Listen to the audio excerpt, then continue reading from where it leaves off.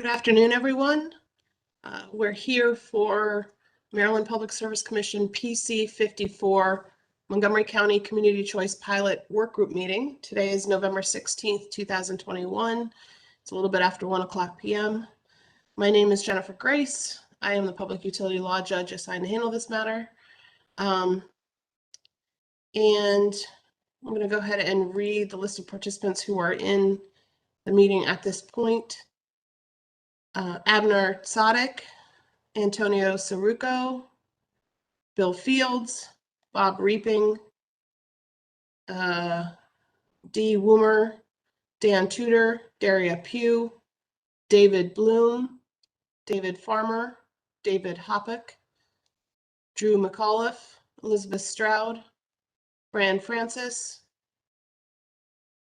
Jorge Aguilar, Joe S., Kevin Carey, Lori McGilvray, Lee Gibbons, Lily Hawkins, Lisa Brennan, Lynn Fieri, Mario Lucastro, Mark Fannin, Melanie Grant, Misty Rininger, Peter Wilson, Philip Vanderhayden, Robbie Adkins, Robert Laub, Sandra Watson, Stan Edwards, Tamika Manley, Tony Cusati, Tyler Wolverton, and Valerie Maoni. On the schedule today, first up is to start with hopefully a presentation regarding some basics of the subject matter that we're addressing in this working group. And I'm not sure who's going to be giving that this morning or this afternoon. Hi, this is Dan Tudor with PHI. I'm gonna start out the presentation today. Okay, great. So, is there someone who can share the presentation? Yes. Do you want to? I have to give presenter rights. Should that go to you? Yeah, I can do it. Yeah. Okay, you should now have presenter rights and should be able to share your screen.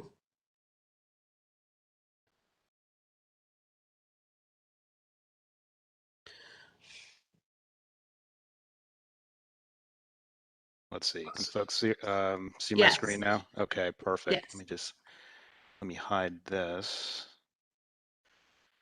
Okay. Put it on that.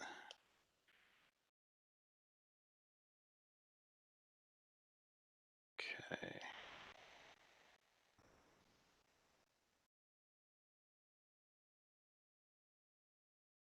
Let's see here. Let's see. All right.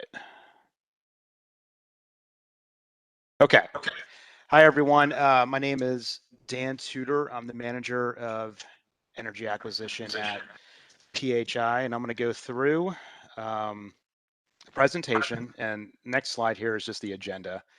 I'm going to take the first half of this presentation and go over standard offer service, or SOS, and how the procurement works and the interaction between SOS and the proposed Montgomery County CCA. The second half of the presentation will focus on third-party supply issues, switching, supplier billing options, and Robbie Atkins, my colleague, will go into those slides if we have time. There's a lot of folks on the call today at the other utilities that have a wealth of experience, so I think any questions or comments will be easily discussed on this call. I think it might be a good idea if I go over each slide first before there's questions or comments. So let me kick this off. So Maryland Electric Distribution Companies, you'll see throughout the presentation the acronyms EDCs or utility, and that's just the utilities, in this case BGE, Delmarva, Pepco, Potomac Edison. Those are the four EDCs that comprise the state of Maryland. The EDC is always the customer's distribution provider. So on the customer's bill, anything related to distribution is coming from the utility. So think of that as, poles and wires. So in the late 90s, there was deregulation, and that allowed customers at that time to have choice of who they wanted their supplier to be, either a third-party supplier or TPS, or the customers could stay with the utility and the utility provide the electric supply service. So SOS, you'll see terms like default service, provider of last resort. These are all terms that are used interchangeably. So customers are either going to be with SOS or they're going to be with third-party supply. That's how they will get their electric supply. Customers automatically return to SOS in instances where the third-party supplier may default or the third-party supplier may fail to deliver services that the contract provides. So in this case, the utility has to set up the structure with PJM that all those customers that come off a third-party supply will automatically return as an SOS customer. The company or the utility must buy electricity for all SOS customers. So let me stop there. That's just a brief overview of SOS and some of the acronyms and see if there's any questions.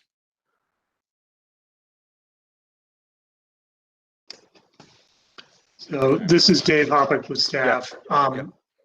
On the default service versus provider of last resort, from our earlier conversations, I thought there was a bit of a distinction there, in that default service is if you don't pick something, you're on SOS, and provider of last resort had kind of like a PJM meeting, meaning if like the retail supplier for whatever reason couldn't meet load, that was the provider of last resort. Am I incorrect about that? Or I think you're right, David. I think in the provider of last resort, that might be more of a PJM term, but either way, we have to provide PJM who that polar supplier is. So in the example you gave, if a customer, if a third-party supplier defaults or for whatever reason goes out of business, then we have to tell PJM, where's that load going to go? So how it's set up now is the load automatically goes back to the utility or to SOS. all right, thank you. Yep. And this is Bill Fields with OPC. Can you speak a little louder? I can barely hear you. Oh, okay. Hold Maybe that's on my end. No, is that any better? Yeah, it's a lot better. Yep. Yeah. Okay. Just following up on David's question. So it sounds like then that PJM could be given another entity as the provider of last resort, other than the utility. Is that right? I believe that's correct. I'll let some of my colleagues jump in if they have any other thoughts on that, but I think there is an opportunity that you could provide a different provider of last resort. We would have to confirm, but that's my understanding.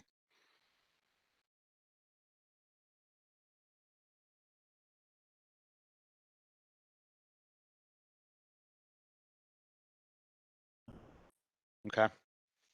Yeah, that would be I think useful Yeah. to know. Yeah, Absolutely. Yep.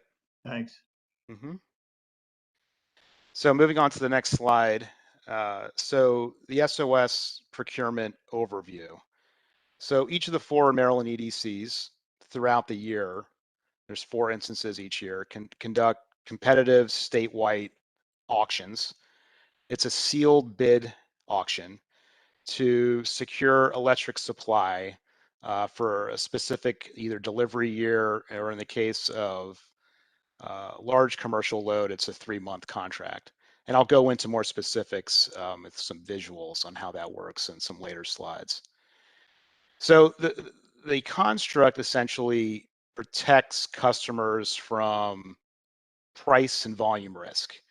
So in the case of the residential and small commercial contracts, they are 12 or 24-month contracts that allow for price stability because the utilities procure the load for a given delivery year over multiple auctions. And again, I'll show a visual of that later for a specific delivery year so everyone can see it and understand it. So the multiple auctions essentially shields the customer from any short-term market price fluctuations. So we're not procuring 100% of the load each auction, we're procuring about 25%. So the impact of any one auction only has that 25% impact on the final price. And that allows, in essence, the volatility to be smooth for customers. And there's also contract mechanisms to lower supply or volume risk to mitigate the risk, what we call risk premiums, that the suppliers bear. And I'll talk more about that later as well. In order to provide SOS service, suppliers have to provide what's called full requirement service to serve the EDC or SOS load. Now, what does that mean? What does full requirements mean? So I've listed all the most of the components, not an inclusive list, but it's the big four. Energy, which is load following, and this is a very key component here.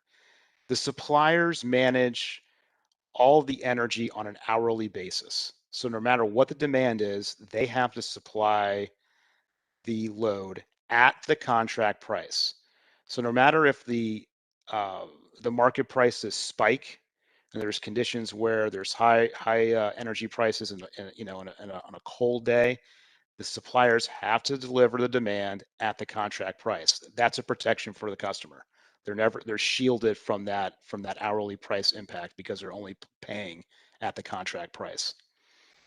The capacity component is essentially the PJM system having enough capacity to meet system peak demand. So suppliers have to embed those costs into their bids as well. And then there's ancillary service markets, which is the two biggest ones are regulation and reserves. And essentially it's ancillary service markets allow PJM to ensure that supply equals demand at 5-minute increments. And the last one I have here is renewable portfolio standards. Again, suppliers are obligated to satisfy the RPS requirements every year, and need to know what those expected costs or rules are prior to an auction. Are the main components requirements contract. So let me pause here on this slide and see if there's any comments or questions.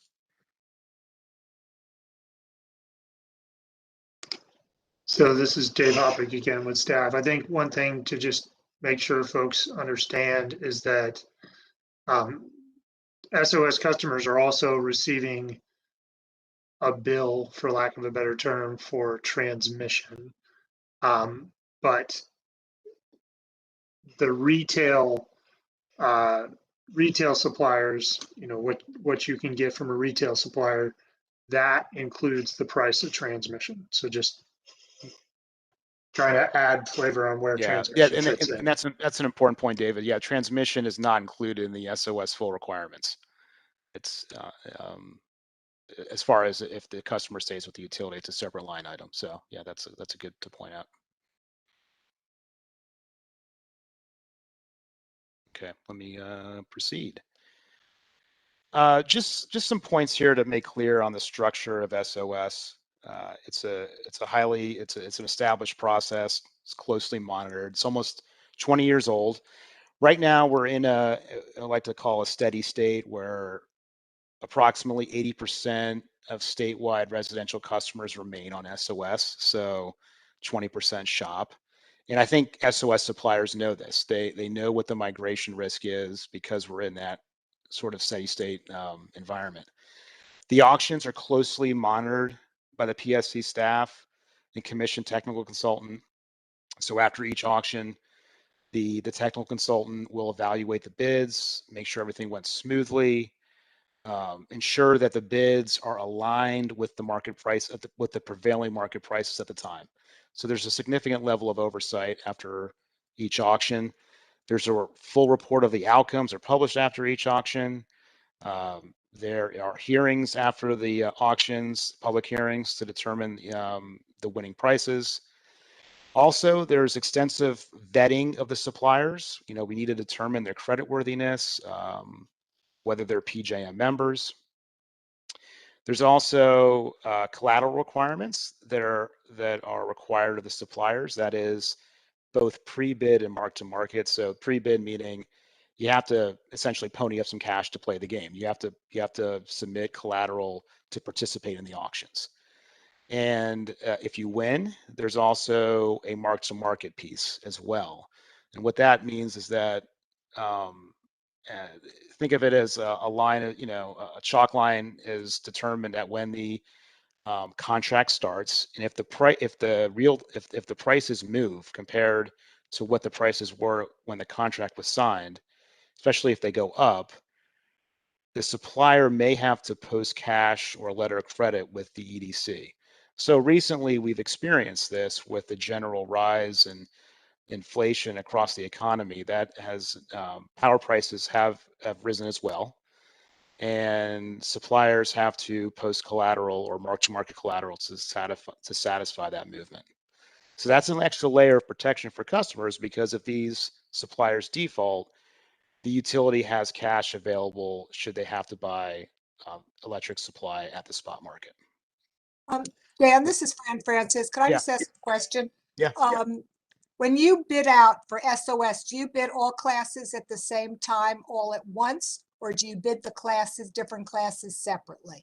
Yeah, I'll get into that later, but basically we have the residential and small commercial are either 12 or 24 month contracts, and the large commercial are 3-month contracts. I think and Bob Reaping, I don't know if you're on, but the large commercial for Potomac Edison, are those 3-month deals or are they 1 year? I don't know if he's on, but it might be a little differences with the utilities. But yes, Fran, essentially the large commercial is separated from the residential and small commercial. Okay, and So- in terms of Pepco system, when you say large commercial, do you mean MG, the medium-sized class as well as the large? Yes, I believe Okay. so. That's right. And with the small commercial, is that demand small commercial and non-demand small? I believe in the case it's demand maybe less than 25 kW. I'd have to follow up on that one to break it up. We could provide separate bid plans to show that more clearly if that would be helpful after the call. Yes, please. Yeah, Please. yeah, And sure. One more question. When Sure. when you're bidding out the residential and the small commercial for 24-month contracts, do those contracts change twice a year, summer and winter, or do they change 4 times a year? Yeah, I'll show you that in a slide coming up. Okay. Yep, Okay, I'll yep. wait till I ask the rest of my questions. Okay. And then the last, Hey, Dan. yeah. Oh, hey, Bob. Hey, it's Bob Reaping. Sorry, it took me a while to get off double mute. Yeah, that's all right. We do have the small commercial, the 25 kW or less, which is the 24-month product for Potomac Edison. And then the larger commercial are 3-month contracts, and I believe it's about 25 kW. I think it's up to 600 kW. Okay. But Thanks, Bob. we can double check on that. But those are what we call our Type 2 contracts, which are 3-month contracts. Yeah, and I think we can, that's what I said to Fran, that after the call, we may be providing sample bid plans from each of the utilities might be helpful to see the breakout. Yeah. This is Dan, Bob. there's a question in the chat. Kevin Carey writes, if there is a big flow back to SOS and volume increases for suppliers increases, is there an adjustment allowed for suppliers of SOS? Yeah, I'll get into that in a subsequent slide. Yep, I'll get into that. It's coming up.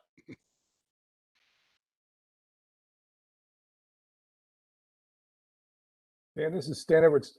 Just a question about your first bullet about the approximately 80% of statewide residential customers remain on SOS. Do the utilities have information on how that breaks out across jurisdictions? Yeah, we use one number here, an approximation, but yeah, we could show that by utility if that would be helpful for sure. Yeah. But how about by jurisdictions within each, like Montgomery County?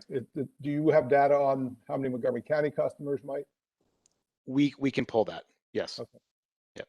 Yep. And also related to that, how many of those customers are buying clean energy or some component of clean energy? Do you have that data?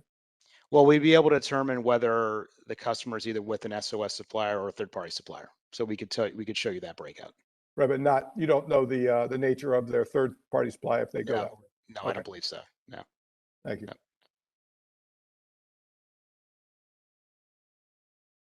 The last point on this slide is important. The incremental costs associated with the SOS procurement activity. So these are the administrative costs the utilities bear to run the procurements for SOS. They're the same regardless of the SOS customer counts. So if you have customers leaving to a CCA, then fewer customers will be paying for those administrative costs. So that's just important to keep that in mind.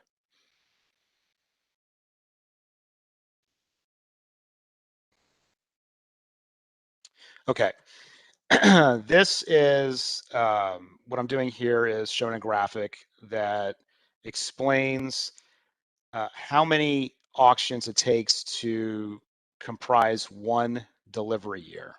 So let me just go over our most recent auction that we had in October of 2021. That's the blue line at the top. So in that auction, we procured, and when I say we, I'm just gonna use BGE and Pepco as an example because these two utilities are aligned in the products they offer. So for residential and small commercial load, we went out for contracts that last 24 months, starting June of 2022 through May of 2024. And each column is what you see first is the PJM delivery year, and then the breakout between summer and non-summer. So the contracts, again, that were procured in October of 2021 will spread out over PJM delivery years 22-23 and 23-24. Okay. The next procurement in April of 22, again, 24-month contracts that will start in October of 22 and last through September of 24. And that's important to note is that in the next procurement in April, that's probably going to be the first, well, it will be the first procurement should the CCA start somewhere in that April, May, June of 24. That's going to be the first procurement where suppliers, SOS suppliers, going to be impacted with load potentially leaving SOS during the contract term. So the far right is PJM delivery year 2024 and 2025. And what I want to show here is that you can see that it takes 5 separate procurements to make up the load for that one delivery year. So April 2022 auction date through the April 2024 auction date. A couple other points to make on this slide is, again, to emphasize that each procurement is only buying supply for about 25% of the load, going back to what I stated earlier. Again, that protects customers from price volatility. And just to point out, Potomac Edison's schedule differs a little bit, as we've stated. They have 12 and 24-month agreements that all begin June 1st and expire on May 31st. The last procurement to place load for June of 2024 will occur in January of 2024. So that's a lot to throw out at everyone here. I just want to see if folks understand how load is procured and how we will procure it for delivery year 2024-25.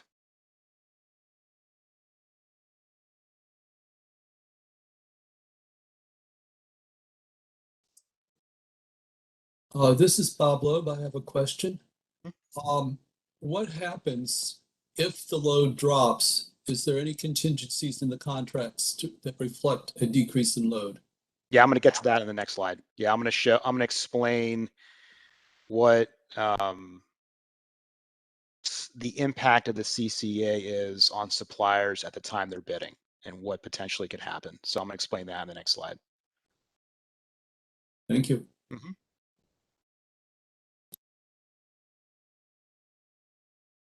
Okay, any other questions on this slide? Folks understand the breakout of how a delivery year is made up of 5 auctions. Okay, let me proceed to the next slide. Okay, this slide's important. Let me first start out by saying that the SOS process and the structure, what the intent is to minimize as much supplier risk as possible. If there's less risk, it's reflected in the pricing. If suppliers have an understanding of what costs they can expect and there's no uncertainty in the process, that's reflected in their bids. The CCA introduces uncertainty to the suppliers of in the SOS procurement. In simple terms, uncertainty equals risk, and risk leads to higher prices. Okay, so I've broken out this slide into two parts. The first is the CCA load exiting SOS.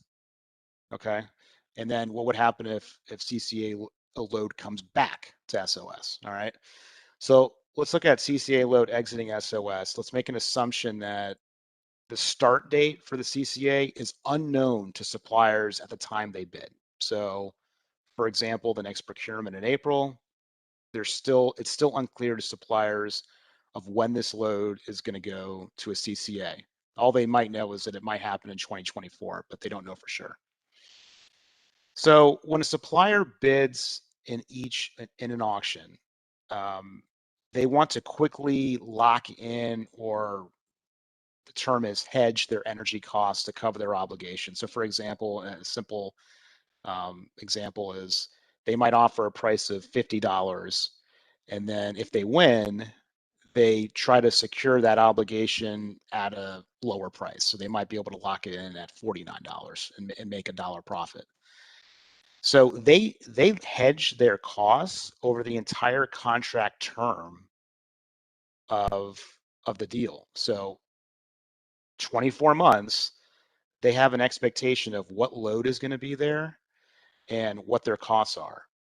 The CCA introduces uncertainty because now there's going to be at some point in time a significant drop in load responsibility, and obviously in the PEPCO zone it's bigger because we're talking a larger impact, but still applies to the other utilities as well. So if there's a significant drop in load during the contract term, that exposes the supplier to cost to unwind its hedge position. So they've hedged a certain quantity of load to cover their obligation. The load isn't there. Well, now they got to do something with that, with the amount of load they've hedged. Usually they'll have to unwind their position, and there's costs with that. This added layer of risk may increase SOS prices. Also, fewer suppliers may want to participate in the SOS auctions because of this uncertainty. A possible mitigation opportunity here is, it's not possible, it would be better, is that if the CCA commencement date was known to suppliers prior to the procurement. That is, for example, let's say in April, the SOS suppliers know that the CCA is going to start June of 2024. That will minimize some of that migration risk. It won't eliminate it because the load's still going to go away and there's still some risk, but it will help to mitigate some of that upward pressure on the risk the suppliers bear. So let me stop with that one and get some comments and feedback. Yeah. Okay, Dan, I think my question is, when you said it may increase the cost of SOS, do you mean it may increase the cost of SOS going forward with the next bid, or it Yes. may increase the customers right then who are SOS customers? It'll increase at the next bid. So for example, in April of 22, our next procurement, Mm-hmm. you know, it's very hard to measure to understand what this increase could be. I use the word may, maybe you could use the word likely, but if at that point for in April 2022, that is when you might start to see some upward pressure on pricing because there's more risk the suppliers have to bear because of this uncertainty in the process. I think Kevin's question really went to, if you're in the middle of a tranche or a quarter, could it increase the price exactly at that time? No. So in the case of in April of 2022, you know, we're going out for 24-month contracts. Let me go back to this slide. Looking at the orange bar, April 2022. So we're going out for contracts that in April that won't start until October of 22. So that is when you could theoretically see upward pressure. Wouldn't start until October. Right. Okay, so But remember, keep in mind, Fran, that only represents 25% of the load. Remember, each auction only represents about 25% of the load. So the more procurements we go through without suppliers knowing when the CCA is going to start, the more potential you have to see upward pressure on the pricing. I guess what my question really was, suppose you're in the middle of a contract and the CCA rate, you're on SOS and the CCA has an introductory rate that's lower than SOS. So they get a whole bunch of load going to the CCA. And then all of a sudden, 3 months or 6 months after, the CCA raises the price substantially. But the SOS has already been bid. So if That's right. customers all want to go back to SOS, they can essentially move back and forth between the lower price if that's their Yeah, prime. they still have the ability to do that for sure. Yeah. I mean, Okay. the SOS rates are locked at that point. You know, again, the SOS rates are only determined at the time of auction. Yeah. Okay, thank you, thank Yeah. you. Yeah. Dan, can you go back? This is Stan. Can you go back to your timeline there for a minute? Yeah. Is it fair to say that it would be optimum if the CCA were to start on June 1 or October 1? Does that help things? Again, I think what helps is just a certain date. Yes, that would help. It would mitigate some of that risk, the supply that I talked about in the next slide. Yes. So if we were able to tell suppliers in April of 2022, when the next bidding for SOS occurs, that on let's just say June 1st, 2024, the CCA is going to commence. Well, at least then they can prepare for it, right? They know that the load's going to come off in June. They'll still make their bids. They still probably add some layer of risk for that. Again, that's very hard to measure, but it's better than the alternative where they don't know. Okay. But you're saying there's not necessarily an advantage to be at June 1 or October 1. It could be April 1 or February 1 or just as a date certain. Any date certain is as good as another date certain. Yeah, I believe that's the case. Yeah, I think any date certain would be beneficial. I don't think one is at this time. I don't think one is better than the other, but I reserve judgment on that. I got to think about that one. Okay. I was just thinking if it sort of it was a quarter of the load in any given auction, that might, but okay, thanks. Yep. Okay, so the second part of this slide talks about a situation where the load, and this goes to what Fran's talking about, the load coming back to SOS, right? And it's important to point out that the SOS contract structure, the full requirements contract, has a mitigation mechanism to mitigate the risk of retail customers shifting back to SOS. They call this an increment provision. And essentially what it's telling the suppliers is that load may come back and it may be your responsibility under this contract, but that movement is capped, right? So, and this cap is at 5 megawatts per contract. And it's hard to understand it that way. So what we try to do here is put some customer counts to that. So for PEPCO, it's 40,000 customers right now would have to come back to SOS before the increment provision would occur. 90,000 for BGE and 25,000 for Potomac Edison. So in other words, the SOS supplier would be on the hook to provide full requirements to supply up to 40,000 customers for PEPCO that come back to SOS. It wouldn't be until you hit 40,001 where that extra customer, that one, that's where the load responsibility would then shift to the utility as being the provider of last resort. In that case, the utility would have to go out into the PJM spot market to secure supply for that customer over that 40,000 threshold.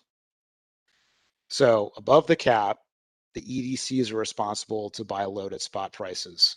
And as everyone knows, spot pricing can be volatile. Under the current rules, if the EDC needs to purchase energy in the spot market, that rate would be trued up through each EDC's reconciliation mechanism and socialized to all SOS customers.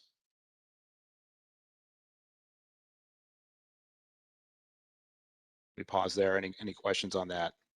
those numbers across the utilities are the entire service area for the utility, right? No, this is just a sub. What I'm doing here is I'm quantifying for each utility how many customers would have to come back to SOS before the utility would be responsible for procuring load.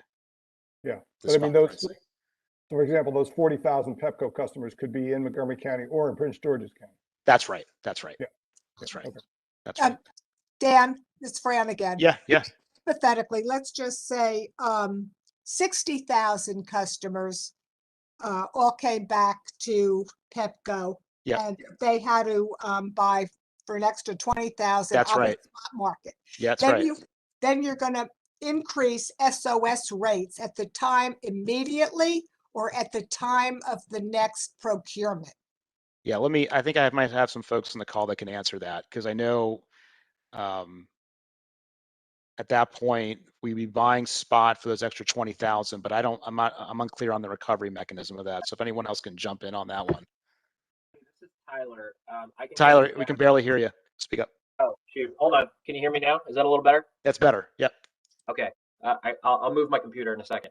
I think what would happen there, Fran, is basically we have the procurement cost adjustment, the PCA, and that is basically a monthly true up that looks at what are our SOS costs each month versus what were the SOS revenues.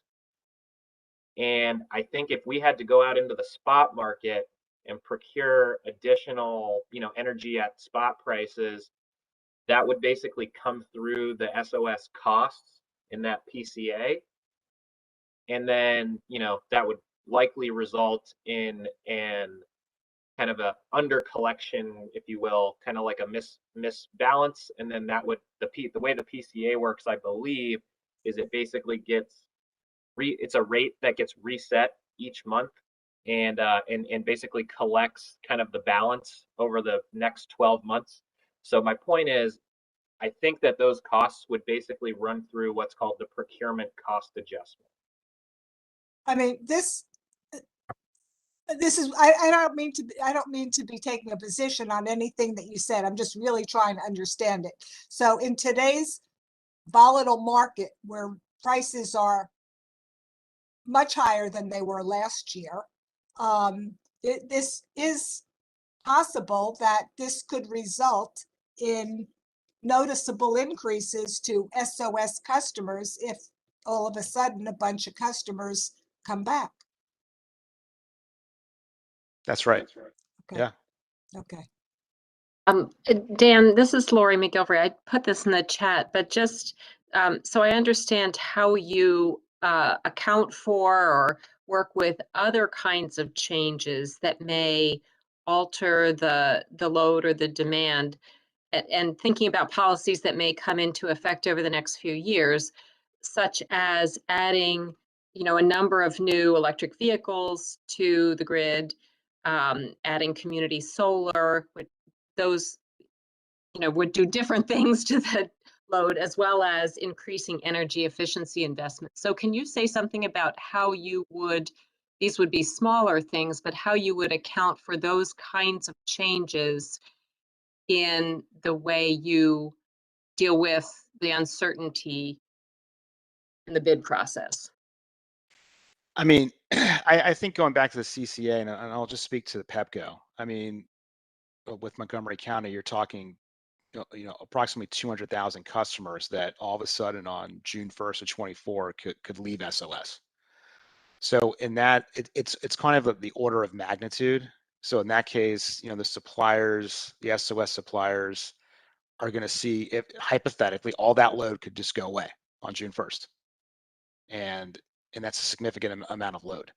But I thought the legislation provided for a phasing of that shift so that there weren't any stranded contracts. Can you talk about that as well? I think, yeah, I can't speak to that. I think some of that still is to be determined what that transition mechanism is. And again, whatever that mechanism is, that transition mechanism, anything that we can give the suppliers for the next auction obviously benefits, or it allows them to manage that risk better, compared to them not knowing when the commencement of the CCA will be. But I can't speak to what the terms of the transition are. Yeah. I don't know if others on the call can speak to that. Hey, this is Jorge. So I don't know, Lori, did you have a follow-up? Sorry. No, I'm done. Go ahead, Jorge. Hey, Dan, so I really appreciate the presentation here, walking through this. So really understanding here that, Pepco has to, like you said, hedge on some of these contracts as it looks into the future. And my question is kind of related to Lori's. What mitigation strategies does, let's say, Pepco, BGE have for the third-party suppliers? Having like potentially a very successful year in that 2-year period between bids for taking customers out. So is there something kind of built into the I mean, you're way? talking about just general migration. So, that, and earlier in the presentation, I said about 20% residential customers are right now shopping for third-party supply. And you're asking, what if that went to 25%? Yeah, like a particularly successful. Well, I think that's just part of how the current construct is set up, right? So SOS suppliers, when they bid in the auction, they know that there is always going to be a migration risk. That's what you're talking about. So they might expect 80% of the time they make a bid, and during the term, maybe it goes down to 75%, right? Because there's been more switching. That's possible, and that's just part of the inherent risk of the process. That, though, is different than this, because in this case, again, going back to the example with Pepco, there's more of a dramatic drop at an unknown point of time. That is different than a movement by 1% or 2%, each month or each year. Yeah. Okay, so that makes Yep. sense. But if I'm hearing you correctly, then there's a cost of doing business inherent, and there's going to be some percentage points movement. Yep. Like I think Lori mentioned, I think, and a lot of this we did discuss. So this is not new, right? Like when the legislation was being discussed and just presented to help there. out, So some of this is not all new, the but utilities sort of, prior to. Yeah. I just wanted to say, prior to each SOS auction, all the utilities provide hourly, load data to each of the SOS suppliers so that they can see that movement month to month between SOS and third-party supply. So they need to evaluate the load historically to determine their bids, and they see the movement month to month. So again, the migration risk is always there. They always have to price it into their offers. So that's the standard course of business for sure. okay. Yep. So some of this is like looking at how other states have gone through this. So it's not like it's some new unique. Again, this is like cost of doing business, but this sort of a new, much maybe bigger movement away from SOS in the establishment of CCA. Right. So yeah, that's helpful. Thank you, Dan. Mm-hmm. But Dan, isn't that too where the ink and deck comes in? That depending on the size of the I guess the change, it can. Bev, you're saying with the Well, ink and deck, I mean but the ink and deck gives them, those are established provisions in the contract, so it helps to mitigate some of that migration risk. Yeah. Right. Yeah. But that then transfers some of the migration risk to the remaining SOS customers, because we then have to go purchase in the spot market, which can be more volatile. That's right. That's right. But I don't, I don't remember the last time an ink has occurred, No, Yeah. for normal operations, Yeah, but yeah. potentially the size of the CCA. That's right. It could would- absolutely trigger it. In the example, I mean, if we have 200,000 Pepco customers that leave on June 1st of 2024, and then just an extreme example, they all came back 6 months later, then an ink would be triggered. Yeah. This is Bill Fields with OPC again. A couple points. Yeah, I mean, I think what Bev was just saying is right. Somebody asked about the mitigation measures that are there now, and that are these, and the measures are these provisions we've been talking about. If there's a increment in the load or a decrement, the contracts are done on a percentage of the load basis.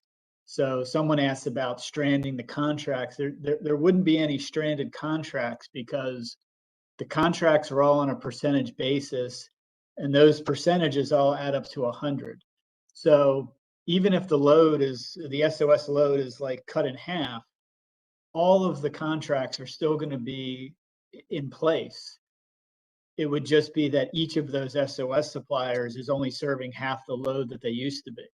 That's right. And then on the question about EVs and community solar and energy efficiency, these provisions are done on a megawatt load basis. So all of that, people shopping, people coming back, people, more load because of EVs, all of that affects the load in terms of megawatts, and it's all combined into one number for how much SOS is serving, and that number goes up and down every day. And if it goes up, all combined, if it goes up a certain amount, there's a trigger. If it goes down a certain amount, there's a trigger. Now, when it goes down, it just resets the number. It doesn't change the pricing or any way.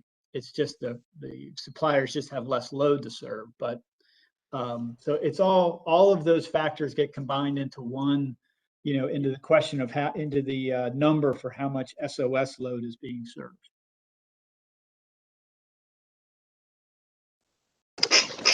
So this is Dave Hoppick with staff. Can Dan, you or someone else talk about a bit about the decrement provisions?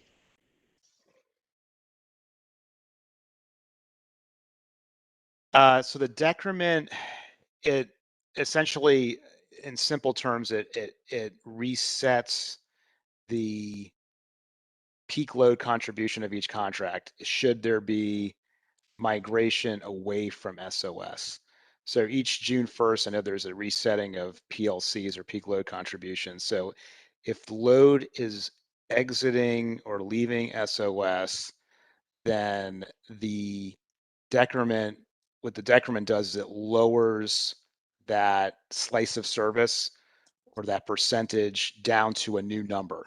So if there's an increment at that point, it's then the movement from that new number, if that makes sense. So let's just say the PLC per contract was 10 megawatts. Well, if it goes up above 15, then an inc is triggered. A decrement would be as if you went from 10 to, let's say, 8, right? Then the inc wouldn't be triggered until you hit 13, right? So it just resets the level in which an increment would be measured against, if that makes sense. Hey Dan, this is David Bloom with Baltimore Gas and Electric. And just to clarify, it's a 3 megawatt deck. So in your example, the suppliers are on the hook for serving their slice of system down 3 megawatts. And then if anything less than that 3 megawatt is when a deck is triggered and a supplier's not on the hook for that. So it's sort of acts as the converse of the inc. So the supplier's on the hook for serving up to those 5 megawatts increase in for their contract, but the deck is 3 megawatts. Just So thanks, David. That makes sense. Yeah. So if it goes, David, if it goes above the 3, what happens in that case? You mean if it goes, if there's more than 3 megawatts that has been, deck, then the suppliers, that's when the supplier is not on the hook for having to serve it. And then we do, as you were describing, and as Bill Field is also describing, we reset the, that inc deck baseline. Yeah.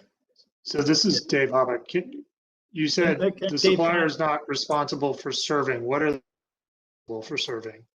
Yeah, I was going to jump in on that. I think I think it's getting a little confused. When there's if the decrement provision is triggered, in other words, if that peak load daily peak load contribution of SOS goes down, and it the 3 megawatts, and it triggers that resets the floor going forward for increments. But it to my understanding, it doesn't change anybody's obligation for serving the load. The SOS suppliers are still serving all the load. The utility doesn't pick up any load to serve. It's just that the suppliers are serving less than they used to be. Now, if I'm wrong, I mean, maybe I've got that. No, Bill, wrong in my head. you're right. Yeah. I didn't use the word careful enough, but it's when I described it that way, suppliers know the deck going into it, so it's a known process. So that's why I described it that way. So you are correct. The way you described it, it does act to reset the ink. Really, is probably the ultimate result from this this feature, but it's known to suppliers. The 3 megawatt level is known.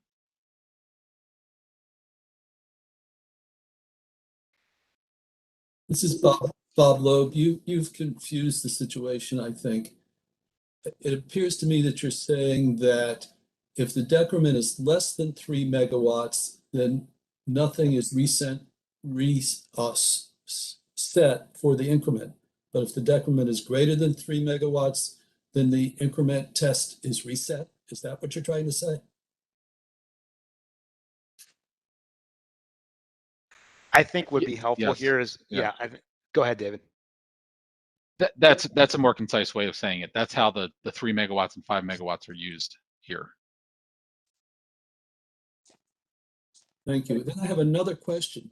It appears to me that are Pepco customers using twice as much on average than a BGE customer? And are Potomac Edison customers using a lot more than on average than Pepco and BGE customers? Is that what your sentence says there? If 5 megawatt equals 40,000 Pepco customers and 5 megawatts equals 90,000 BGE customers, that means the average customer is using a lot different? Yeah. Well, each utility has a different number of blocks, so slice of service. So the way it's calculated is you would take the 5 megawatts and you would multiply it by the number of blocks that comprise a delivery year.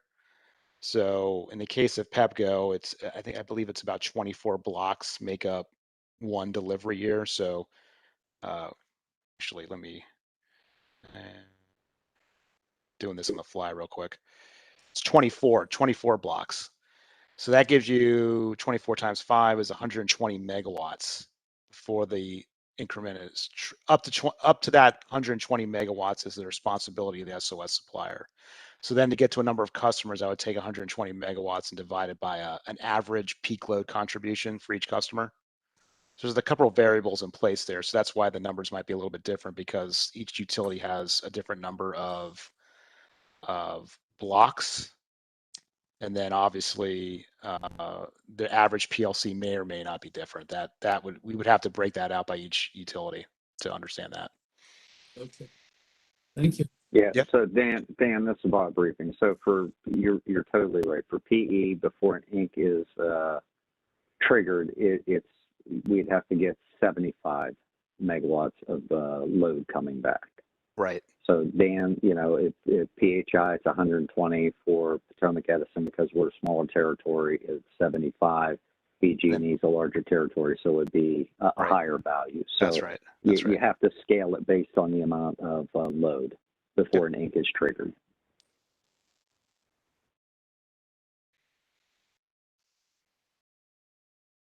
This is Lisa Brennan. So I'm trying to relate these numbers of customers to the numbers of customers each utility serves in Montgomery County. And I thought there was a reference earlier to 200,000 Pepco customers. But my understanding is there's over 300,000 Pepco customers in Montgomery County. So I'm trying to understand sort of what has to happen with how many Montgomery County customers, understanding that there's always going to be a few third-party supplier customers, but that really hasn't seemed to move the needle much. But what we're really concerned about is sort of everyone shifting over to the CCA and then everyone shifting over 6 months later, right? Yeah, I think that's the way to look at it. Now we're throwing numbers out, and I don't have specific numbers on this deck, and those can be provided at a later time. But there may be 300,000 Montgomery County customers, but that might be including customers that are not eligible for the CCA. I believe the customers are just residential and small commercial under 25 kW demand.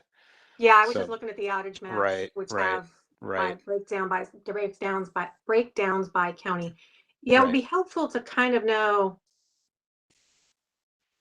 because my guess is that it's really not an issue, judging by the number of customers in BGE territory that are BGE customers that are in Montgomery County.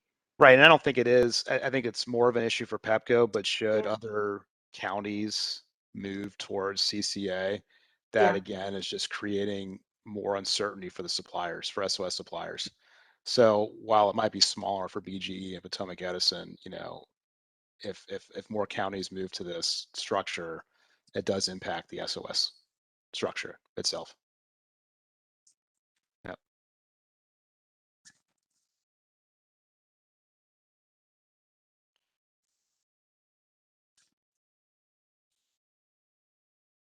So this is Dave Opick with staff. I just wanted to circle back on one comment I believe Lori made earlier, about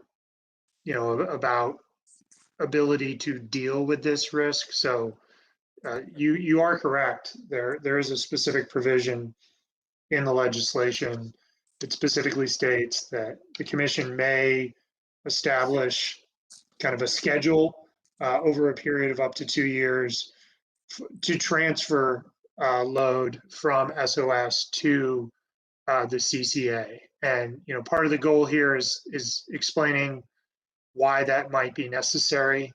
It was mentioned last time as probably one of the first topics we need to tackle, and hopefully we can come to some sort of agreement on this. We may not be able to, but part of the point of the presentation today was explaining what the risk is, and then a little bit about the timeline, so folks understand the timeline under which the working group might try to provide some certainty or provide a framework of some sort. So I just wanted to get that out there. I think you'll see that later in staff's draft agenda straw man as well.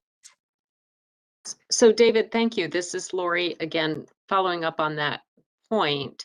So there may be a way to further mitigate uncertainty by, say, phasing in or parsing certain customers over a period of time, whether that be, residential customers or in the first tranche and then small commercial in a second, or another way of parsing it. That could potentially be a way of spreading the uncertainty over time and therefore bid cycles. So yeah, I think that is one option. Another option is just having, I believe, specific dates such that the bidders know, okay, the CCA is going to start serving load on this date. And so, I don't think we need to we have to think about the options and the pros and cons of each, but those do, I think, to a large degree, provide a mechanism to provide reduced load uncertainty to the SOS bidders.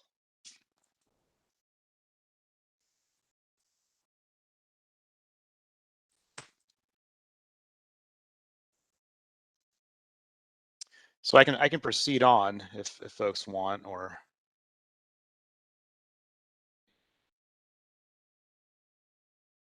okay.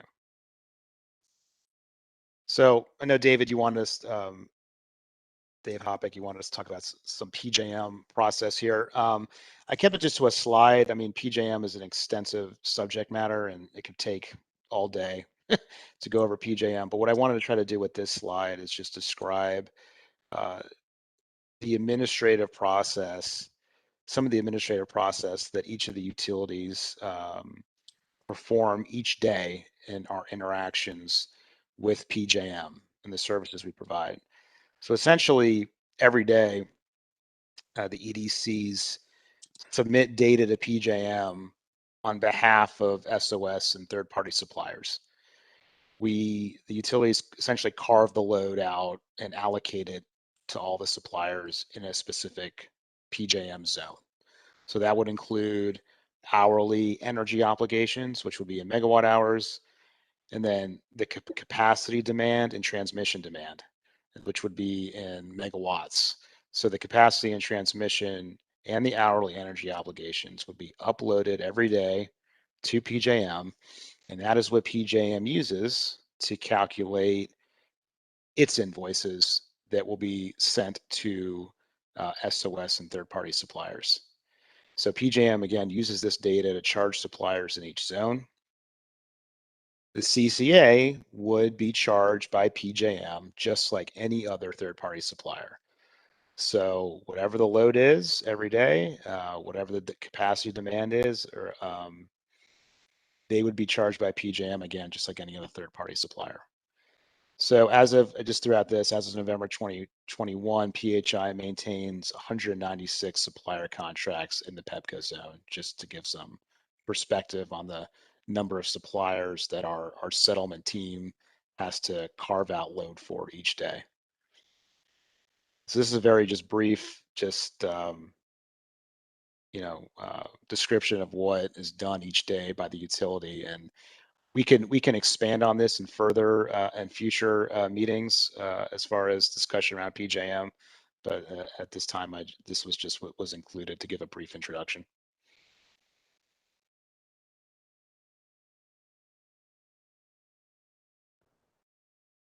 This is Bill Fields again. I have a question on the hourly energy obligations. I think I missed what you were saying. Is that done on the? Well, let me ask it this way. So if this CCA happens and the Montgomery County customers are transferred to another supplier, would their hourly energy obligations be based on the actual load for those customers? Yes. Okay. And that's the same for all the third party? That's the same for all. So again, this is getting into more PJM lingo. Essentially, the utilities provide an estimated load the day after, right, for each supplier in the zone. And then 60 days later, after the meters are read and you have final numbers, right? And at that point, the load is final. And the suppliers in the zone will be trued up by PJM for the actual load served. And how do you do the estimate? The estimate, this goes more into the load settlement process. So right now we have in the PEPCO zone, I believe in BG also, and Potomac Gas, and there's AMI meters, right? So we are able to get more live data every hour. Customers that don't have AMI meters, they have to be profiled or estimated based on historical usage. So the difference between, I believe, and I'm not a settlements person, I don't know if anyone on the call is, but I think the difference between that estimated, what they call settlement A, and the final settlement B is much smaller than it was in the past or before AMI. Yeah. Okay, thanks. Yep.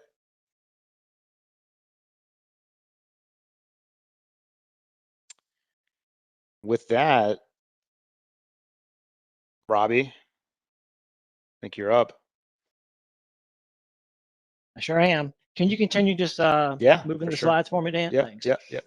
So my name is Robbie Atkins, and I am the manager for the Energy Supplier Services Group at PHI. And I will be covering the switching rules and giving you a high-level overview into the billing options. So first slide up is the switching rules overview and the current process. So today, when any new or existing customer moves into or within the Maryland service territory, that customer is placed on SOS. When a customer final bills their account and they had a third-party supplier, that relationship would end with that third-party supplier at that time. So when they move to their new address, they would be on SOS. Now, because Maryland does have the accelerated switching rules in place, within 3 business days, a customer may switch from SOS to a third-party supplier or back from a third-party supplier back to SOS. Customers are not bound by any limitations when it comes to being able to switch, although I do know there are some certain system limitations based on each utility as far as how many can they process within a given billing cycle. Future process, talking about seamless moves, and we brought this up several calls ago. Seamless moves will go into effect in July of 2022, and this is geared towards Maryland residential and small commercial customers. Now, what is seamless moves? So if I had a third-party supplier at my current address and I move to a new address within the same service territory, I can take that supplier with me to the new address. There would be no break-in service with that supplier contract. I would not go on SOS. One possible impact to CCA for this process would be if a customer moves from Prince George's County into Montgomery County, and they're bringing their third-party supplier with them, they would have that supplier starting on day 1, and they would not be part of the CCA at that time.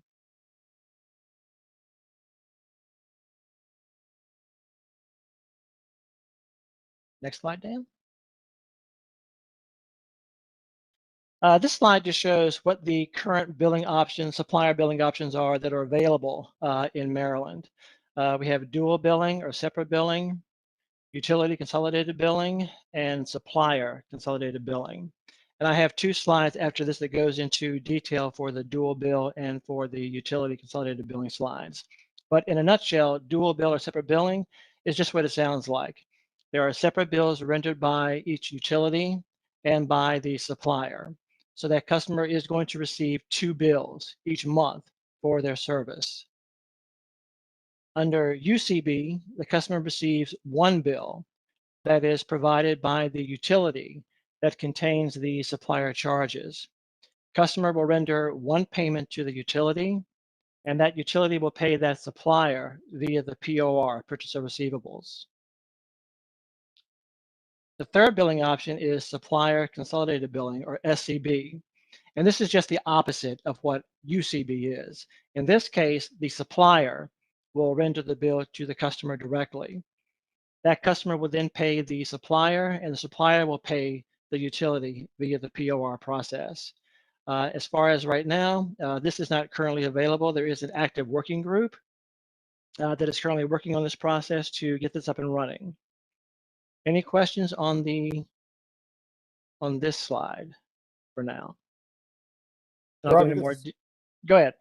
Stan, just a question about the SCB. I know it's not available now. There's a working group you mentioned. Do you know what's envisioned when that is available? I mean, is that an option of the customer or of the supplier, or how does one enact that?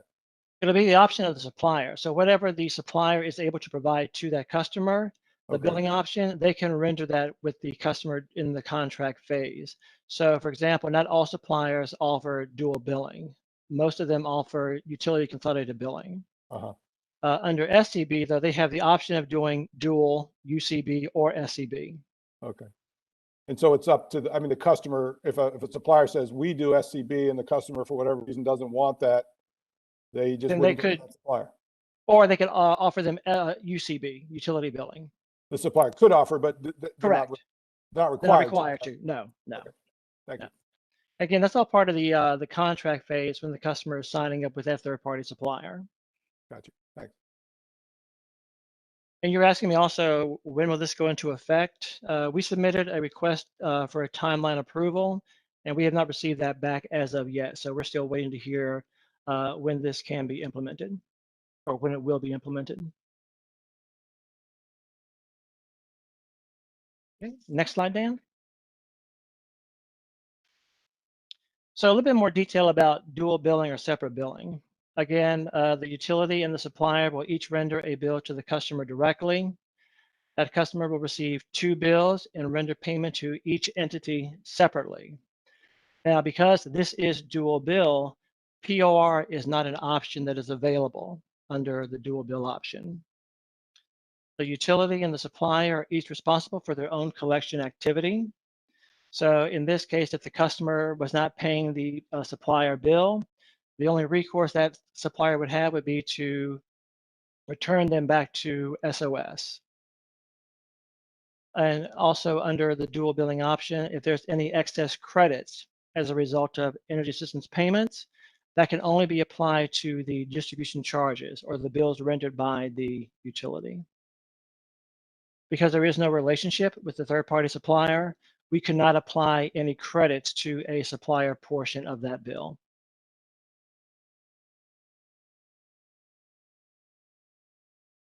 Okay, next slide, Dan. Oh, Probably just one question about that. Sure. So I think I've heard this discussed before. So that means if a customer has credits that are greater than their distribution charges, they would sort of forfeit some of those credits because they can only. Correct. Okay, thank you. Yeah, correct.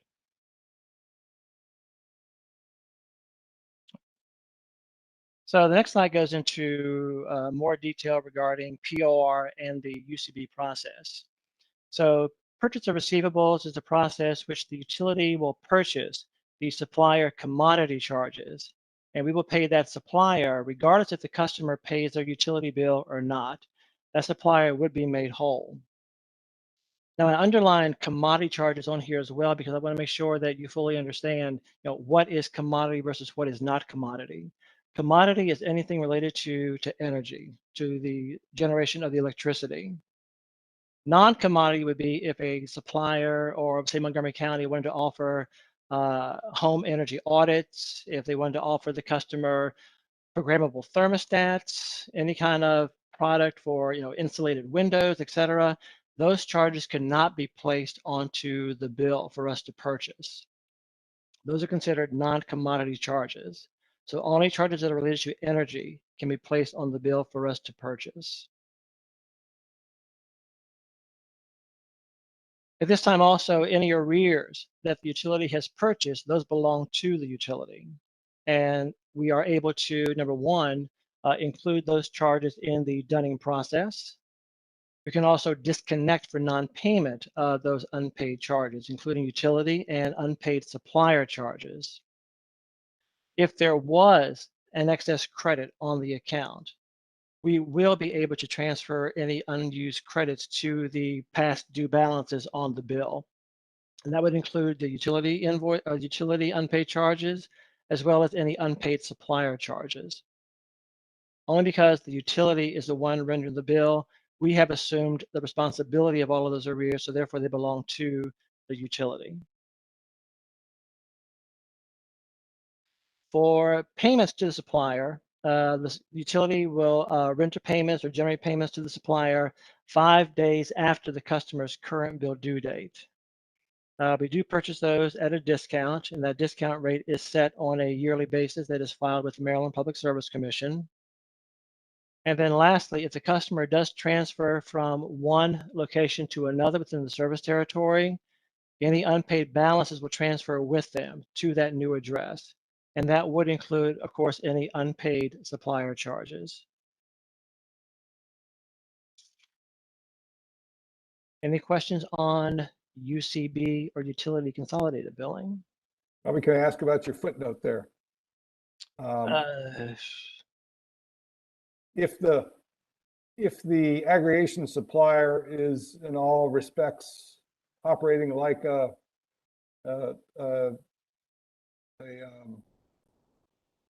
another supplier, a retail supplier, is there any reason you can think of that this process wouldn't work the same way for the CCA? As far as no, I don't think it would work any differently. If you have an active third-party supplier within the service territory, they're approved by the Maryland PSC. They would follow the same process as any other supplier. Okay, or if the entity, whatever that entity is, and that's a discussion we've been having, is operating under the same rules as a approved supplier. Correct. The same Yeah. processes would apply. Correct. Okay, thank you. Yeah, that's when I had that question when I said I didn't know if you all were going to have two different suppliers, one for the CCA and then one specifically for Montgomery County. So I wasn't sure there was going to be two suppliers or just one supplier that would handle both. But that's another discussion. This is Bill Fields again. I had a question. You talked about how commodity charges would not be purchased by the utility, but can they be put on the bill but just not purchased, or is it all just one thing? It's all I'll speak for PHI. It's all one thing. When the supplier renders their invoices over to us via EDI, it comes over as either a lump sum charge or line items that are placed on the customer's bill. And there's no way to differentiate between what is commodity versus what is not commodity on that bill. Okay, thanks. Mm-hmm.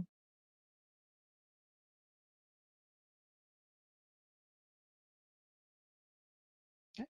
Next slide, Dan, thank you. And then my last slide is talking about the House Bill 397 for energy suppliers and the supply offers. Maryland PSC will establish an administrative process to approve supply offers for households in the state that receive energy assistance via OHEP. This will go into effect in July of 2023. And what this means is that any supplier that comes into the Maryland service territory and they want to serve low-income customers, their rates have to be approved by the Maryland Public Service Commission. If those rates are not approved by the commission, then that supplier is not eligible to serve those energy assistance customers. And to give you some numbers as far as how many we have for residential in PHI, around 5,500, for BG&E, 396, and Potomac Edison, 992 customers.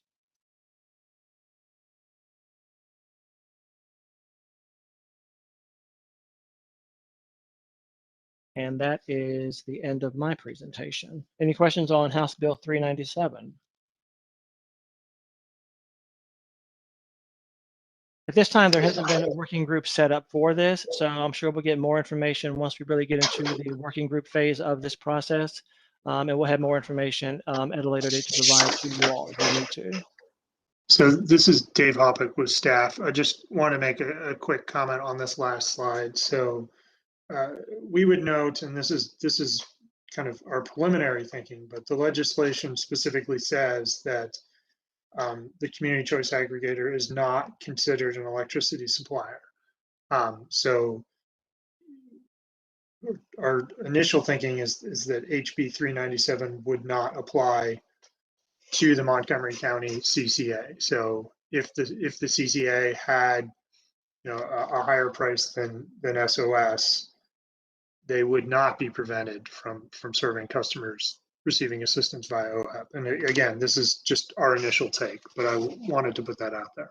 Is that the CCA or the supplier that the CCA uses? So the specific language is a community choice aggregator may not be considered an electricity supplier. But yeah, I see where you're going with that. Okay. I don't have a thought on that now. Yeah, that's why we need to wait for the working group really to get into this one. I just wanted to bring it up only because I don't think anyone had thought about this, prior to the CCA. So I want to make sure that they were aware, that you all were aware of this potential sort of hiccup, if you would, into the process. David, this is Stan, can I ask about something you said? You said the CCA, and I understand there's some language nuances there we'd have to work out, that CCA wouldn't be considered a supplier. So if the CCA price was higher than standard offer, the CCA would be able to offer service to these households. Is that what this law is saying for other suppliers, that they can't have supply offers that are higher than SOS? That's my understanding, that if you are a retail supplier, you are essentially not allowed to serve a customer who is receiving assistance from OHEP. If Unless the you're prices you are offering that customer are higher than SOS. Gotcha. Thank you.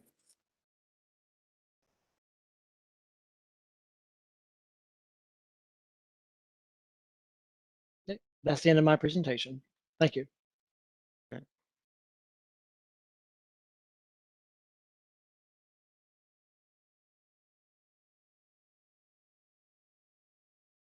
Okay, if there aren't any other questions, thank you, Dan and Robbie. That was great. That was I think exactly what we needed. The other thing on the agenda for today was staff proposed an agenda for upcoming meetings and loosely threw some topics afterwards. Staff, do you want to present that? Or do you have any comments? Yes, Judge Grace, we can put that up. I need to be able to present it, unless you want to put it up from your screen. Give me just a second. Okay, you should be able to present it now.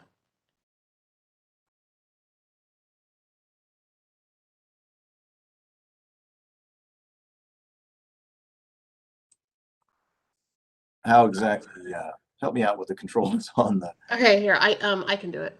okay. Oh, while she's doing that, I think, and Dave Hoppick, please jump in, help me out with this. Dave and I put this together to try to address what we were going to do over the next few meetings. And we basically have a meeting schedule we're proposing that takes us out through, I believe, March 1st. The two primary topics that we're going to try to address here are the two that we think need to be addressed quickly in order to, in particular, I think from the discussion about how the SOS bidding works, is the transition from SOS to the CCA load, and then kind of following on with that, the process of billing and enrollment, and then probably one of the sort of critical parts of that will be to determine how we will transition a large volume of customers when the CCA starts up, if that is how that's planned to work.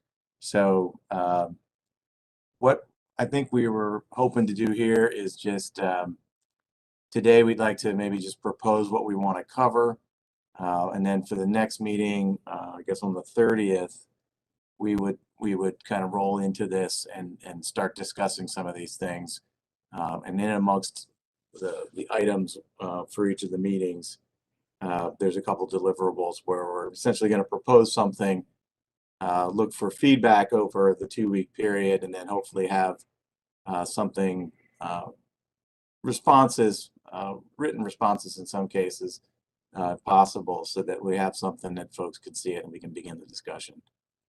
But just generally, the first, second, and third meetings are really just try to try to nail down as best we can what the SOS to CCA transition is going to look like, with the idea being that we want to be able to prepare to provide the certainty to the SOS wholesale bidders by having as much nailed down as to how their bids will be affected. So unless there's questions about kind of going through that, let me just start off. I'll just run through the topics of the first 3 meetings, and maybe we can kind of talk a little bit around how we would sort of solve this, and see if folks have any questions on how we would approach it. So, and for each of these meetings, I think we're anticipating putting together a presentation of some kind of PowerPoint that would sort of lay this out for the discussions, but we didn't have time to get the that put together for today's call. So I think we're gonna try to, for the first meeting, present a kind of a series of options for transitioning SOS to the CCA. The idea being, and just sort of looking at item B, little I there. We were sort of brainstorming on the various options. So this is not intended to be a limiting list of approaches here, but the ones that we came up with is that we would sort of stage the transition by breaking down the number of customers and either into rate classes or to otherwise smaller numbers. Another option is that of a single transition where the eligible customers at the time the CCA is approved would transition on a date certain, or on a series of dates that were very close together, if that's how that worked out. So those are the two kind of primary options, and with discussions of if there was a stage option, would it be sizes of number of customers? Would it simply be the non-residential, residential rate classes? And then when would that occur? And I'll just keep moving. Please interrupt if you have questions. So when this would be started is, I think, critical to figuring out how soon we have to worry about impacting the SOS bids. Based on what we could read from the legislation, it seems that April of 24 is the earliest that the CCA could begin operating, assuming an application is made as soon as it is possible in the fall or the late December of 23, with that being turned around and approved by the commission within a 60-day time period or so, and then having everything more or less worked out through March. So the earliest we could see that this could happen is April 24. If it would occur that early, we've already impacted the existing SOS contract that will end in May of 24, but only for perhaps the last 2 months or so. The other sort of start dates that seem to make sense would be to simply align the CCA start with the start of each SOS contract, which also corresponds to the start of the summer and non-summer rates, so June 1st or October 1st. And then that's kind of where we thought would be a set of reasonable options, but there may be more things that impact it. So we're sort of looking for folks to put their thinking caps on as to whether or not there's other things that folks would want to look at. I think we talked a little bit of this already, starting the residential and the non-residential on different dates as a means of managing the shift, or there may be other reasons to do that. We have to sort of consider if there are changes to the SOS process, what would need to happen at the commission and some of the other proceedings that address standard offer service. So I don't know that we talked about in the discussion of the SOS making changes to the bid process, but possibly if we have a very good idea that the CCA is going to start up in a particular time frame, it might also be reasonable to make alterations to the SOS bid process, such that a bidder would not have to sort of guess or anticipate that there would be a shift in load based on a wholesale contract that was bidding as if the CCA did not exist. So that's one of the things we thought about. There are certainly many other things that happen if you're going to change something to the SOS bid process, because that has its own proceeding, and there's a whole other set of stakeholders and participants in the SOS bid case that would need to be involved in that. But we thought that quite possibly one of the means to adequately mitigate risk to standard offer service prices becoming affected by the CCA would be to actually think about altering the SOS process itself. All right, just pausing there for if there's any questions. So as part of the initial discussion, we would probably want to try to develop either brainstorming on the part of staff or with some input from some other folks who might, help us out over the next 2 weeks or so, is just coming up with a pro and con list so that we can make sure we've covered any issues related to some of the options.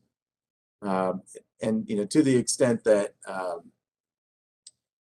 we were coming up with other options, that that would be also, I think, part of where that discussion would come as well. But essentially, the kind of the deliverable for the next meeting, and I know this is a lot to move fast, is that I think we would be trying to start to focus on a number of options that we would find to be most optimal. And I don't know if that would become reasonably obvious based on folks' reactions to the approach, or if we would still need to consider multiple options and let folks take that back and work through it. So that, kind of, we anticipate that would take up much of an initial meeting. We would try to structure the discussion as much as possible by laying out the description of the various options without in any way trying to limit it only to the options we're presenting. But we did want to sort of start that discussion within that first meeting to see if we can ask folks to take an initial crack at identifying it. But ultimately, the second meeting is where we would be looking to have folks take that issue back to their shop and to begin to evaluate that, hopefully being able to come back at a second meeting, having provided some written feedback to the working group generally, and to all the other stakeholders. So let me just pause there and just ask this question.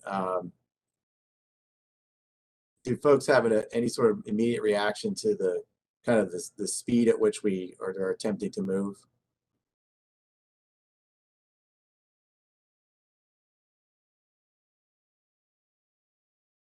Phil, I think we need to add to the first meeting. Several folks have said that, and I agree that definitions of certain terminology, it would be great to get those into place so that we have a better meeting of the minds. Montgomery County, I think this morning sent staff some suggestions, and I think if we could add that into the first meeting, that would be great. Okay, sure. Maybe even that's something that we can deliver before the meeting, if we can get the list. And I think if we have Montgomery County's list, we'll try to react to that and offer up some explanations so that they have that in advance of the meeting. But we can certainly then go over it as part of it. Okay. Well, let me just go ahead. Sorry. If any other party wants to, if there's certain terminology that want to propose to staff or propose to the group, or if there's, if there's some question, having that done next week so that we can address it prior to the next meeting would be great. Yeah, I agree. We'll try and make sure everyone's as much on the same page as possible before we have those discussions. So so the second meeting on the 14th of December really is just to try to, to having gathered some feedback. So we're kind of looking for that by December 8th, which is, only a week or so. It's a little over a week past the first meeting, and that might be, pretty fast for folks. But to the extent folks are able to start thinking about that and get something in place, we would like to try to spend the second meeting, working on sort of drilling down into what problems exist and making sure we've addressed what everyone would like to do with that. To the extent that we've missed something or there's another option, and I know that there's some of the retail suppliers in the working group that have some experience with how this transition may have occurred in some of the other jurisdictions that are operating CCAs that we have not had the opportunity to sort of kind of ask for their opinion on that, and there may be something else that we're not looking at here. So to the extent that there's another approach that we haven't considered, if that this in between the first and second meeting would be when we were looking for that feedback. So and again, down in meeting 2, item C, there is at this point it's likely we will we may have hopefully a more narrow number of a narrow focus or smaller number of approaches to try to work through implementation. But if we're unable to do that in the second meeting, we would like to spend some time sort of working out if we end up with non-consensus, how we would reach a consensus to move forward. And Judge Grace, I think we are maybe thinking that you might give us an opinion on how if the way you want to operate the group. Do you establish a sort of a voting approach, or would you be making a decision based on the input? So that's something that we sort of maybe wanted to get clear to everyone at some point in the second meeting. Might be a good place to sort of work out how we're going to make decisions if we have to make any on in near term.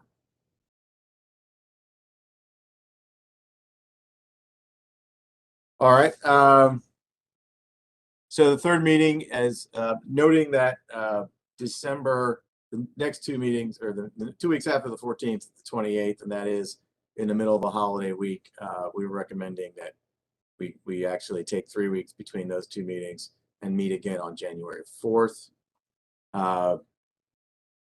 At this point, it's hoped that we have some sort of a resolution towards a very small number of options at that point. So we would try to use that meeting to develop consensus, and then to the extent that we're able to do so, begin planning if there are any needed changes to the SOS process or otherwise.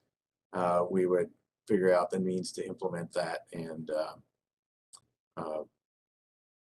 that's something that might take some a concurrent action where we'd have to keep working on sort of solving that problem over some period of time. But we hope that if we do need to make some changes to SOS, we'll have identified that, and we'll probably need to send something from the working group to the commission if further action was necessary in one of the other cases or proceedings.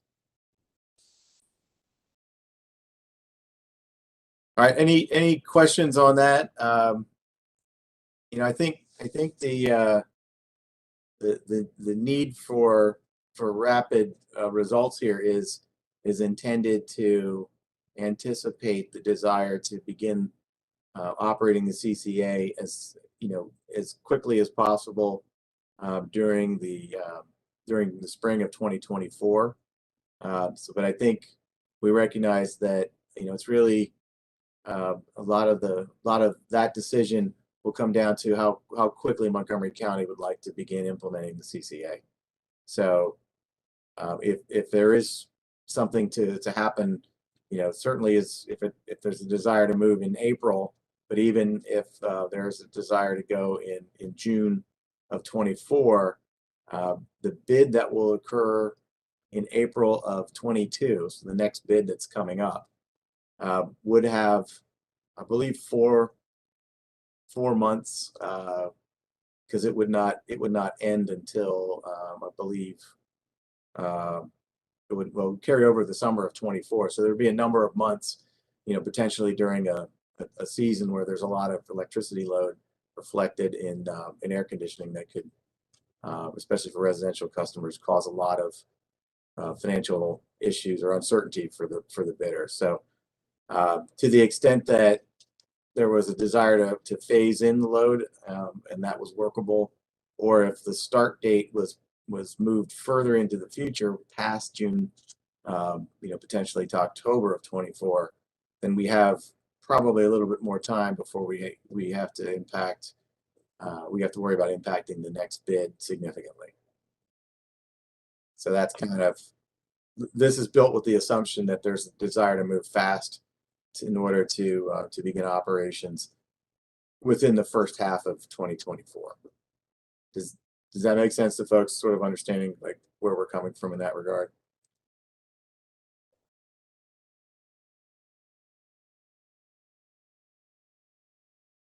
So I realize that there's a little lag between staff's, January 4th here on meeting 3 and the April bid, but we probably will have to get something before the commission during that time.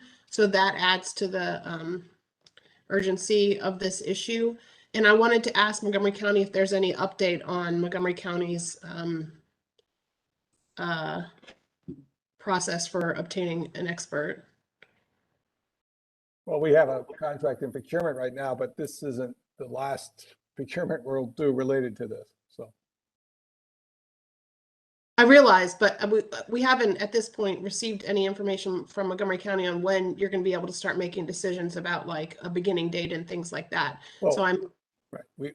We don't necessarily need the contractor to do that, Judge Grace. We'll be able to opine on some of these things. All right. Shall I continue? yes, please. Okay, so let's roll to the second topic. So this is just kind of generally addressing billing and enrollment for the CCA. The little paragraph up there up top, we sort of wanted to modify one of the assumptions that we used in the general overview.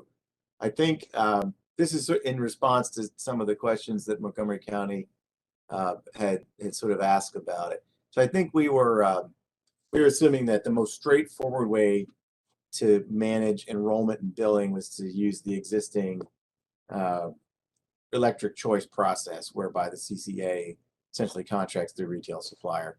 So we recognize that might not be the only approach that Montgomery County wants to take, but I think what we're assuming here is that whatever means is developed by the county to acquire the load in order to serve the CCA customers, we'll still be able to have some entity function in a manner that's consistent with the way retail supplier works. So even if the CCA is not itself a specific retail license supplier, working sort of as the agent of the CCA or something to that effect without sort of getting into that relationship at all. But we still are making the assumption that the transactions between the entity that's doing the billing and enrollment on behalf of the CCA will work with the retail supply.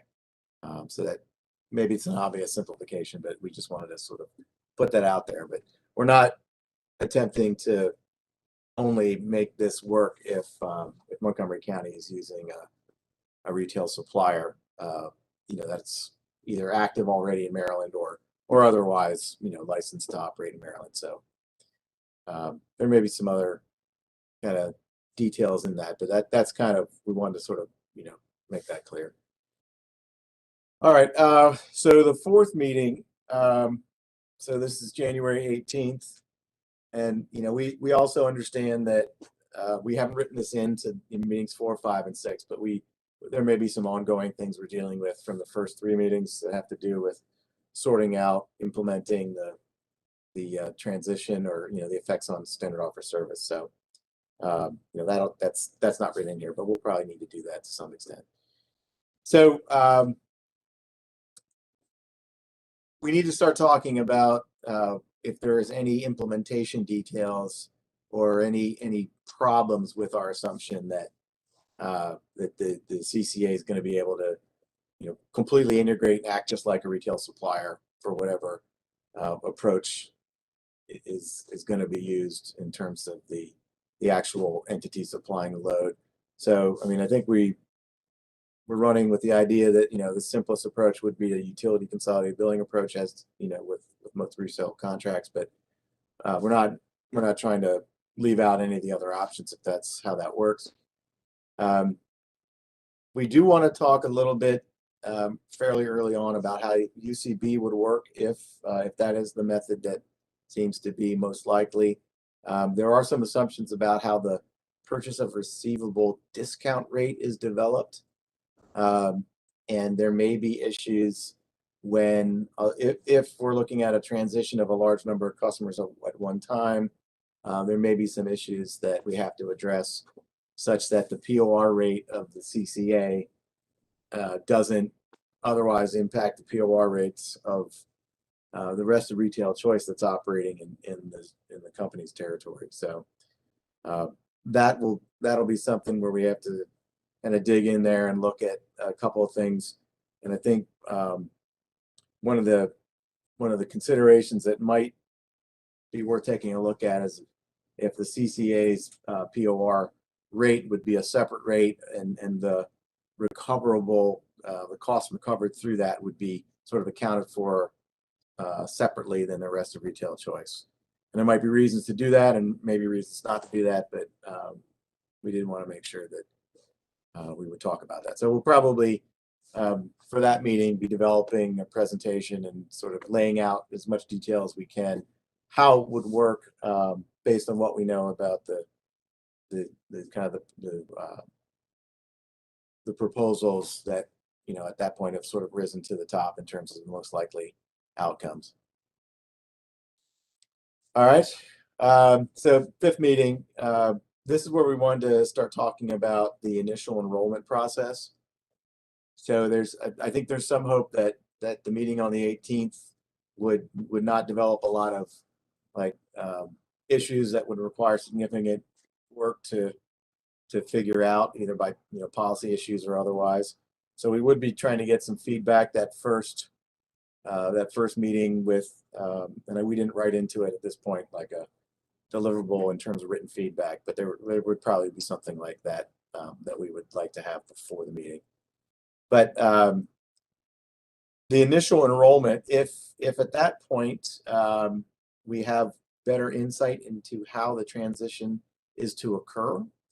So at that point, if in late January, early February, we know that the transition will occur on a particular date with a particular volume of accounts, then that might give us a lot of information about what needs to be done in terms of implementing an enrollment either all at once or over some schedule. So that's kind of, we'll probably, the more we know about how the transition occurs, the easier it'll be to sort of design this process. And then, we don't know without talking to some of the experts at the suppliers and the utilities as to will there be issues if we introduce a much larger volume of retail choice transactions every month, either for the initial enrollment or for ongoing billing or something of that nature. So we want to be able to maybe get into some technical details there. And then issues on timing, again, that's more along the lines of if we're spreading out the enrollment when we're starting up the CCA, if that's happening over a period of time, and then to the extent that there are different windows based on schedules that are distinct from the way the retail choice works, because possibly we're dealing with workarounds or something involving the larger scale of what we're dealing with. This is all something we sort of want to get worked out as part of this process. All right, I'll just keep going then. So meeting 6 is hopefully we're gonna be looking for feedback on that initial enrollment process, and then we'll need to start thinking about what happens on an ongoing basis as well, with the idea being that there appears to be language in the legislation that talks about individual account enrollments, once the transition has occurred. And so, that's more of another technical discussion to understand if everything will work according to existing approaches, or if there will be changes to it. The last item there, item E in meeting 6. So to the extent that we haven't worked everything out about how default service is going to work, I'm not sure where the seamless move implementation will be at mid-February, but that might give us some insights into when and if the ability to start a customer on a non-SOS contract. If I think we've talked about the idea of developing a function that looks a lot like what's called Instant Connect for retail choice, which is that when you are moving to a new location, you're starting immediately with something that's a non-standard offer service. So that's kind of where we need to we want to start talking about that issue as well. All right. Any questions thus far? In particular, any issues about anybody have any insight on the where things might be relative to the seamless move implementation in February, given that that's, I think, expected to start up in July. So I didn't have a lot of insight into that just yet, but if anybody has anything they'd like to offer up, please jump in. Okay, and then the last meeting we have on the schedule, meeting 7 in March. Again, this is just catching the feedback on the previous meeting, and at that point, we probably will need to begin drafting changes to the various documents that the utilities and retail suppliers use to address the agreements they have for operating under retail choice. And so to the extent that we're going to need to add things in to make CCA happen, to utility tariffs from in supplier coordination. And then I think we're going to try to have at that point evaluated whether or not there are changes to the various regulations, probably in 2053, that address the retail choice customer protection.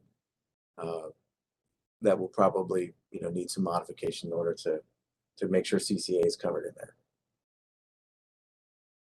And that's our presentation on that. Certainly, we're looking for feedback as much as possible to see if the timing works.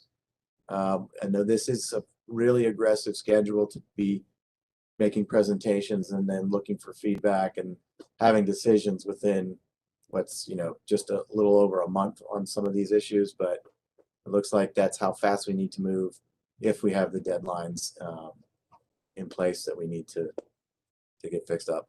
So that's all we wanted to present today. There is at the bottom of this list I think we sent out to everyone, there's all of the other issues that we had collected up, but at this point I think it remains to be seen when would be the next order of business after we sort of resolve all of these issues over the next 14 weeks or so.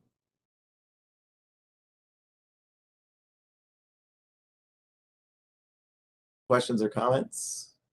Yeah, Phil, this is Robbie real fast. Unless I missed it, was there anything about customer education? That is not one thing that we had for the next couple of meetings, but that is definitely part of what the working group has to cover. But that we haven't assigned yet. Okay.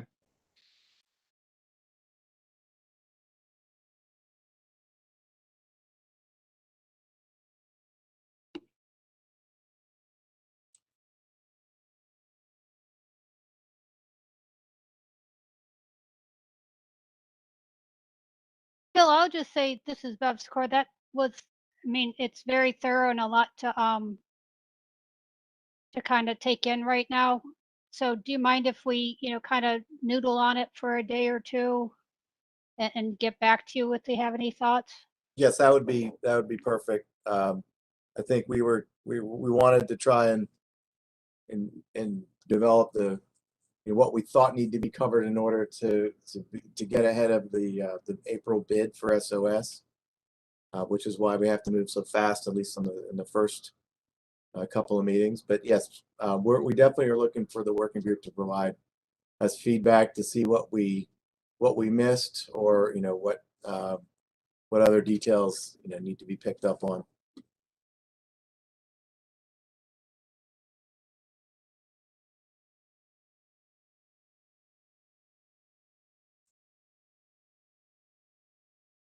All right, Judge Grace, I think that's all we had. If you know, maybe if folks want to, you know, provide some feedback, you know, we'll take that whenever you can get it in and make it, you know, an attempt to staff. You know, we're meeting internally, sort of alternately with the weeks, and you know, a couple times if we need to try to make updates.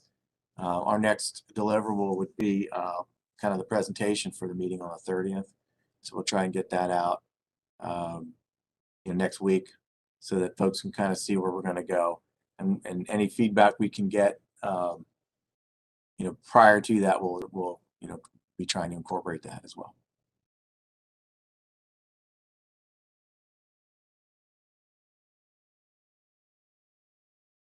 Okay, thank you very much. I see a chat from Lauren McGilvray that you didn't receive materials for this meeting. I'll try to work on that. They were sent to you, but it's possible that your email has been mistyped. For future meetings, we may not stay on Cisco WebEx. We may be going to another platform, but I will let everyone know. In the meantime, if you have any questions, please feel free to send them. Thank you very much for your time. Thanks. Thank you. Thank you. Bye. Thank you. Thank you.